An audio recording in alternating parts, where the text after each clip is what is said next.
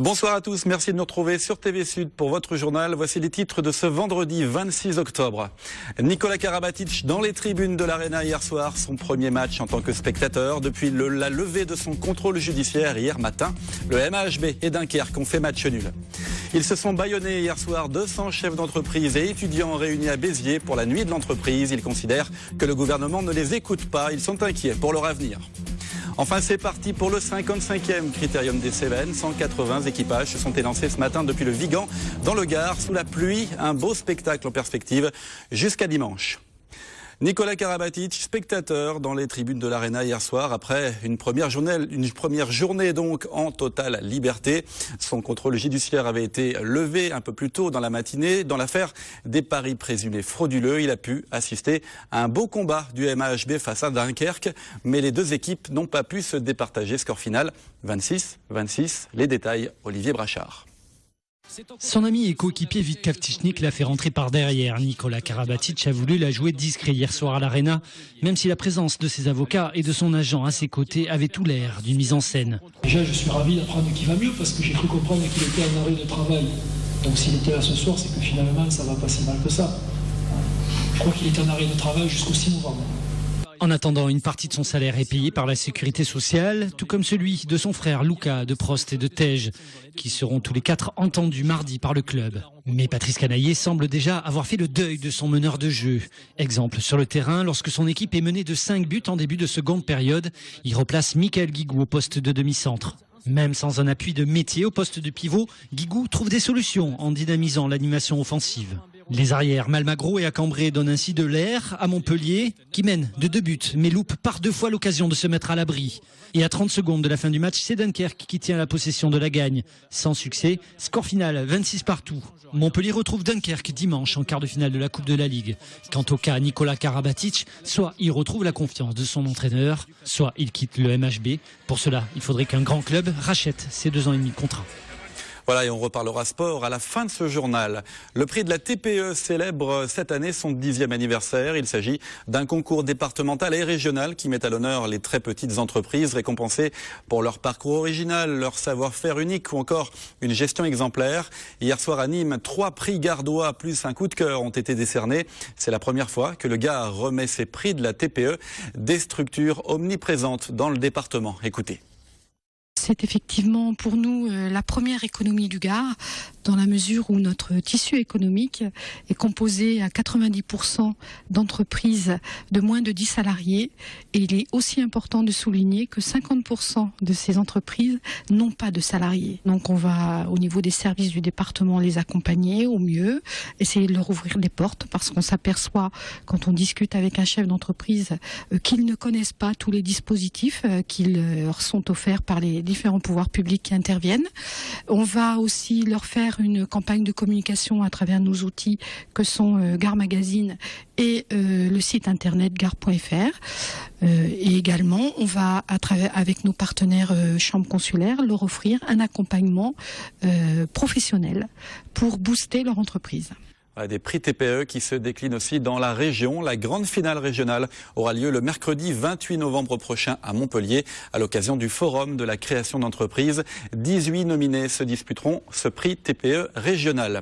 Et on reste dans le monde économique avec des patrons et des étudiants qui se sont retrouvés hier soir dans l'antenne biterroise de l'université Paul Valéry pour la nuit de l'entreprise. Ils ne se sentent pas écoutés par le gouvernement. Ils sont inquiets pour leur avenir et ils sont venus le dire d'une manière très symbolique. Explication, Jessica Desbois. Se bâillonner pour mieux se faire entendre, c'est l'action forte réalisée hier soir à Béziers par environ 200 chefs d'entreprise. Ces entrepreneurs auraient des choses à dire, mais ils ont le sentiment de ne pas être écoutés. Aujourd'hui, on ne nous entend pas. On ne voit pas toute la force et toute la possibilité que l'entrepreneuriat, qui est la solution de la crise. Aujourd'hui, la crise, elle est là. On ne reviendra pas sur le fait qu'il y a la crise. Mais le moyen de s'en sortir, c'est l'entrepreneuriat. Et donc, il faut l'aider, il faut l'écouter et il faut lui permettre de se développer. Se développer ou simplement ne pas mourir. Les chefs d'entreprise ont expliqué leurs préoccupations et leurs angoisses au directeur général national du MEDEF qui avait fait le déplacement. Parmi les causes de ce mal-être, la crise nationale et locale. Je suis aussi venu expliquer qu'est-ce qui se passe aujourd'hui au niveau national dans l'économie et puis dans nos relations entre le MEDEF et le gouvernement parce que nous attendons beaucoup de choses. Nous voulons exprimer l'envie des entrepreneurs de développer l'activité pour l'emploi dans notre pays et nous disons aussi que nous attendons des décisions très importantes dans les semaines qui viennent parce que nous sommes très angoissés par la situation économique aujourd'hui. Au niveau de la région, il y a énormément de difficultés. Il faut vraiment donner l'envie de réussir et donc à partir de là, avec un peu plus d'aide de l'État, puis avec un peu plus d'aide au financement et ce genre de choses, on pourra y arriver. Le tissu économique de la région Languedoc-Roussillon est composé de 160 000 entreprises dont 90% ont moins de 11 salariés. Du 100% made in Italy, mais en France, c'est l'idée qu'a voulu transmettre la Chambre de commerce italienne en décernant hier le label Ospitalità Italiana 2012. L'heureux élu pour tout le sud de la France est un restaurant nîmois tenu par Marco et toute son équipe. Elsa Gonzalez est allée goûter à l'hospitalité italienne. Reportage. Pizza, pasta, mozzarella, l'Italie s'invite à Nîmes. Au Veneziano, tout est d'origine italienne, les produits, le personnel et le savoir-faire. Arrivé en France il y a 4 ans, Marco s'efforce de faire découvrir ou redécouvrir l'Italie avec ses produits frais AOC. Quand un touriste, ogni mois, il a l'envie de manger un jour italien, quand il regarde sa targue là dehors, chez moi ou ailleurs, n'importe pas, il est protégé et qui entre dans un endroit qui mangera vraiment italien, il aura un accueil italien, aura du personnel italien, du vin italien, et il va manger italien en France. Je retrouve exactement ce que j'ai vécu et ce que j'ai connu vers Napoli, voilà. C'est exactement ce que j'ai mangé en Italie, donc c'est un grand dépaysement. Et c'est le seul endroit où je suis vraiment autant dépaysée. Une authenticité récompensée, Marco et Sequisto viennent d'obtenir le label Ospitalità Italiana, attribué par la Chambre de commerce italienne, soit le titre de meilleur restaurant italien du sud de la France. Au travers de ce label, la Chambre de commerce italienne souhaite développer et promouvoir sa culture de tradition et d'excellence. L'objectif, c'est à partir de son projet, c'est de servir de mieux en mieux les clients, être reconnu, il est connu et reconnu, de façon à ce qu'il puisse être à Nîmes, être le représentant de la cuisine italienne. Fort de son succès, le Veneziano ne compte pas s'arrêter là. Propriétaire d'un local adjacent à son restaurant, Marco souhaite ouvrir une épicerie 100% italienne. À Montpellier, les habitants de la rue Durand étaient reçus à l'hôtel d'agglomération ce matin. Depuis plus de 18 mois, ils protestent contre les passages incessants des bus dans leurs rues étroites, plus de 80 chaque jour. Aujourd'hui, ils ont reçu l'assurance que la voirie serait refaite avec un revêtement spécial anti-bruit. Quant au trajet de la ligne 11, les riverains proposent que les bus contournent la rue Durand en passant par l'Observatoire, une boucle que les élus ont promis d'étudier, même si aucune modification ne devrait intervenir avant que la ligne 4 de tramway ne soit totalement bouclée. Écoutez. Dès le bouclage de la ligne 4, donc les travaux vont commencer début 2013, enfin dans l'année 2013, donc dès le bouclage de cette ligne 4, le parcours du 11 dans sa boucle République, Pagésie, Durand sera revu dès ce moment-là. Donc pour nous c'est un vrai gain à ce niveau-là. On aurait espéré beaucoup plus. C'est que d'ores et déjà on nous dise que nos arguments étaient complètement valables et que donc on détournait à l'Observatoire. Monsieur Moore veut prendre du temps pour voir ce qu'il est possible ou pas de faire dans les meilleurs temps. Il a vraiment pris conscience de toutes les nuisances qu'on subissait au quotidien. Donc nous espérons quand même encore beaucoup de sa part dans ce dossier. Voilà, et par ailleurs, la création d'une zone limitée à 20 km/h dans la rue Durand devrait être également mise à l'étude avec la mairie de Montpellier. L'association de riverains devrait être reçue par le maire Hélène Mandroux le 13 novembre prochain. C'est samedi soir à Nîmes que sera élue Miss Ronde Languedoc-Roussillon 2012. 16 prétendantes vont se disputer ce titre qui leur ouvrira les portes de la finale nationale qui aura lieu en janvier prochain à Paris. Olivier Michel a assisté aux préparatifs. Lia a 19 ans, mesure 1m66 et pèse 94 kg. Des mensurations qui l'ont un temps complexé, mais aujourd'hui, elle assume ses formes. J'étais toujours en jean noir, j'étais habillée en noir. je mettais des choses très larges pour essayer de me cacher, alors que ça servait à rien au final. Et c'est quand je suis arrivée dans un magasin au boudoir des grandes tailles que là j'ai rencontré la vendeuse et je me suis beaucoup plus ouverte, quoi. Donc depuis, je prends le temps de me maquiller, je mets des couleurs, je m'habille moins large qu'avant. Une acceptation de soi et une prise de confiance qui l'ont conduite à participer à l'élection de Miss Ronde.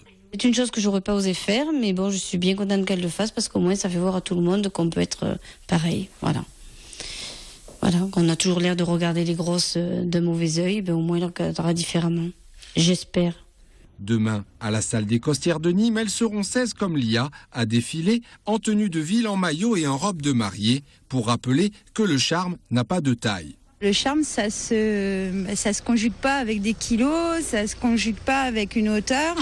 On peut être aussi belle si on mesure 1m45 et 65 kilos que 1m70 avec 45 kilos tout mouillé. Les femmes sont belles, quelle qu'elle soit leur taille, leur poids.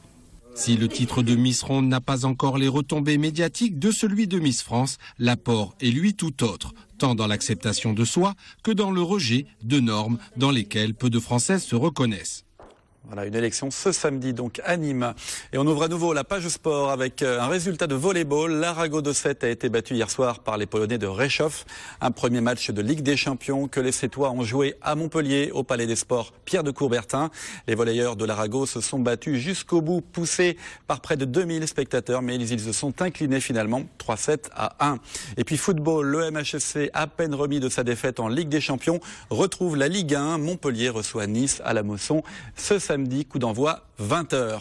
Enfin, c'est parti pour le 55e Critérium des Cévennes. 180 équipages se sont élancés ce matin depuis le Vigan dans le Gard sous une pluie battante. Un beau spectacle donc en perspective jusqu'à dimanche. À l'issue des 6 premières spéciales, le leader du championnat de France, Jean-Marie Coq, est en tête sur Ford Focus WRC, suivi de Freddy Loix sur Peugeot 307 WRC. Julien Morin sur Ford Fiesta est en 3e position.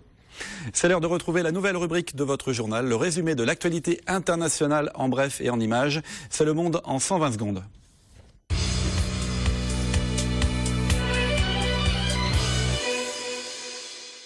Silvio Berlusconi condamné à 4 ans de prison ferme pour fraude fiscale dans l'affaire Mediaset. L'ancien président du Conseil italien aurait organisé l'achat de droits de diffusion par le biais de paradis fiscaux, s'adjugeant par la même occasion plus de 250 millions d'euros de bénéfices. Un verdict qui tombe 2 jours après que Berlusconi, âgé de 76 ans, ait annoncé ne plus se représenter aux élections italiennes. Un attentat, la voiture piégée, fait des dizaines de morts et de blessés à Damas, en Syrie. Un événement mis en œuvre quelques heures à peine après l'entrée en vigueur de la trêve mise en place pour la fête de l'Aïd al-Adha. Cuba, victime de l'ouragan Sandy. Si la tempête a été dévastatrice sur l'île avec ses rafales à plus de 200 km/h, elle a aussi fait une dizaine de victimes. Selon les médias locaux, après avoir fait plusieurs morts dans l'archipel des Bahamas, Sandy se dirige maintenant vers les États-Unis. Problème des météos d'un autre genre à Alep, en Syrie. C'est un dommage collatéral des combats qui sévissent dans la ville depuis des mois. Les récentes pluies diluviennes ont provoqué des inondations suite aux gravats et autres résidus qui obstruent les évacuations après les nombreux bombardements. Barack Obama termine sa course folle à Cleveland, aux États-Unis. Fatigué par ses 8 discours en près de 40 heures à travers le pays, le président des États-Unis garde une légère longueur d'avance dans les sondages devant Mitt Romney. Oui, je commence à avoir la voix rock, mais je suis toujours en forme. C'est parce que notre cause est juste. Nous nous battons pour le futur. Je suis venu ici dans l'Ohio pour vous demander de voter pour moi. Le président américain qui en avait profité pour voter 12 jours avant le scrutin officiel lors de son passage à Chicago. À quelques jours des célébrations d'Halloween, un magasin londonien propose des gâteaux un peu particuliers. Œil, main coupée ou encore fœtus humanoïde, de quoi se rassasier d'ici le 31 octobre. Un coup de pub bien mené, bien que peu ragoûtant. Vous pouvez suivre toute l'actualité internationale, nationale et régionale ce soir à partir de 22h dans le 22 minuit. 2 heures d'infos en direct et en continu présentées par Julien Desvages. N'oubliez pas le changement d'heure dans la nuit de samedi à dimanche. Nous gagnons 1 heure de sommeil en passant à l'heure d'hiver à 3h dimanche matin. Il sera 2 heures. Un petit coucou amical à notre collègue Olivier Brachard. Il comprendra pourquoi. Excellent week-end sur TV Sud.